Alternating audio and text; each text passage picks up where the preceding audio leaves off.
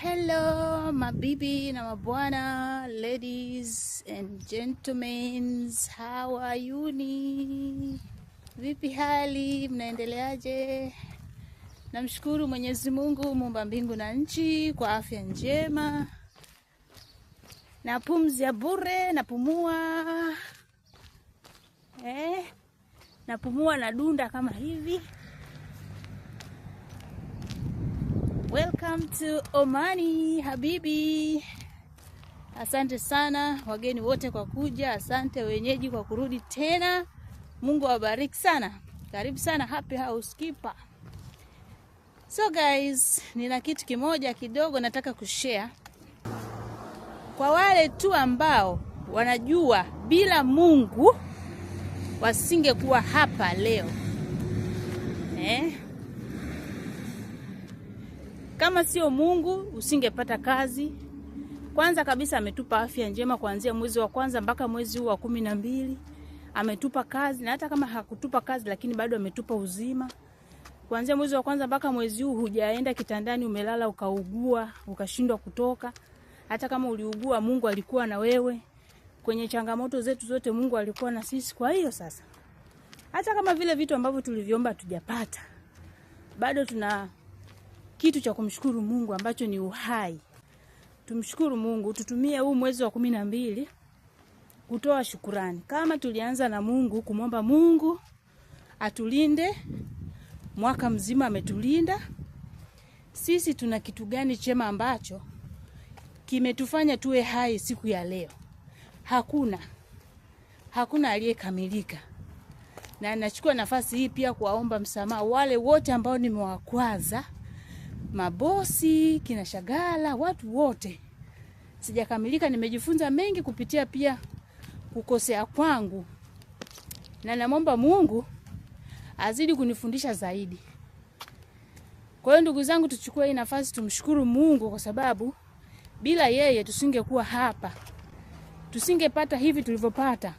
Unajua hata yale aliyotuumiza tunabidi tumshukuru Mungu kwa sababu kwenye maumivu yetu Mungu alikuwa anatufundisha. Alikuwa anatufundisha kitu, tusibaki lele mama, tusiwe wazembe, tumtafute Mungu. Kwa hiyo tumshukuru Mungu kwa kila jambo, jema na baya. Yote mazuri, mabaya yanatoka, yana faida kwetu. Na Mungu anayatuonyesha ili tujifunze. Nataka niongezee kitu. Unajua hata kwa ndugu zangu kina Shagala, tunapaswa kumshukuru Mungu. Umepewa bosi mzuri, unalipwa pesa yako kwa wakati, hujadhulumiwa. Tunapaswa kumshukuru Mungu. Kuna vitu vingi vya kumshukuru Mungu. Kwa hiyo unaweza kahisi nimshukuru Mungu kwa kitu gani? Labda uko unasema Mungu, nilikuwa napanga nikija Omani nijenge nyumba lakini mbona bado sijajenga. Kwa hiyo Mungu mbona bado hujajibu? Lakini amekupa familia, una amani, unafanya kazi kwa amani. Mshukuru Mungu kwa hilo. Okay? Na hata kama umefika kwenye nyumba wanakutesa, wanakuonea, unatakiwa pia kumshukuru Mungu na umombe Mungu akupe ujasiri. Wale ambao mna ujasiri msifikiri kwamba ujasiri umetokana na juhudi zenu. Ni Mungu, okay? Ni Mungu amefanya kila kitu, yani kila kitu. Kingine tena, kwa mfano kama mimi, unajua inaweza kuwa kama kitu cha kipuuzi.